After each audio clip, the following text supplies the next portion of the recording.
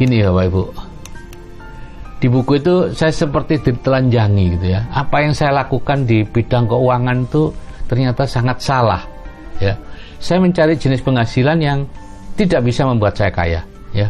Penghasilan yang semakin besar akan membuat kondisi keuangan saya semakin buruk, dan butuh penghasilan yang lebih besar lagi, lebih besar lagi, lebih besar lagi ya.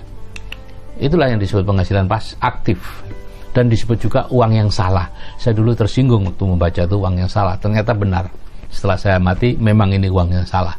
Semakin besar penghasilannya, semakin besar pula hutangnya atau kreditnya, dan semakin butuh untuk mencari lebih besar lagi. Nah, di buku itu saya disarankan untuk segera mendapatkan penghasilan pasif.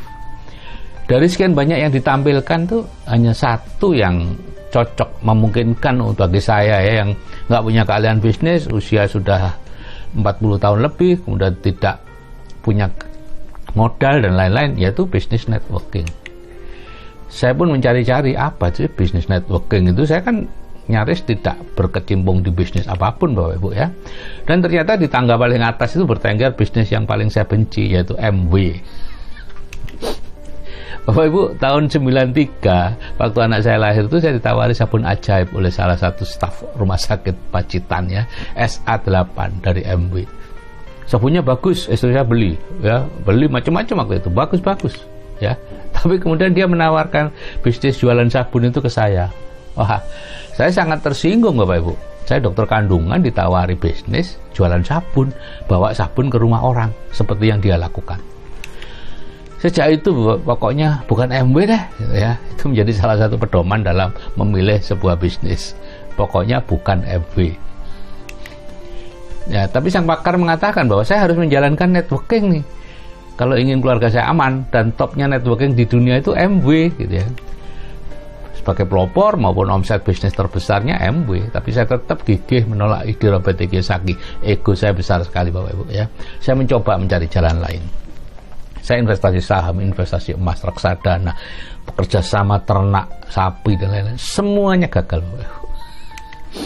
Ya, apapun saya jalani kecuali menjalankan MW dan bisnis networking yang lain gitu ya. Saya pikir saya sejak SD sampai FK itu saya menjual dan menawarkan sesuatu ke orang. Masa iya sih setelah jadi spesialis harus jualan lagi? Itu yang saya pikirkan Bapak Ibu. Ya. Dan pertengahan tahun 2003, Adi anak saya yang saat itu kuliah di Jakarta menelpon saya. Dia ditawari bisnis MW oleh temannya entah siapa yang ketemu di toilet saat acara di kampusnya gitu ya. Jadi teman dari kampus lain datang ke situ. Saya langsung mengatakan bahwa itu baik Bu. Ya, saya pikir Adi ya sangat perlu MW untuk belajar bermasyarakat dengan cara menjual. Tapi di sisi lain saya kok mau ya dia gitu ya, karena saya tahu anak saya enggak seperti itu gitu ya.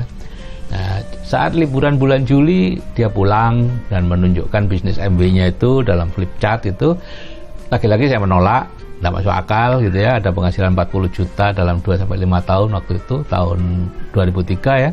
Kemudian dia cerita tentang PV, poin dan lain-lain. Kalau saya beli produk dia dapat poin dan sebagainya dan sebagainya.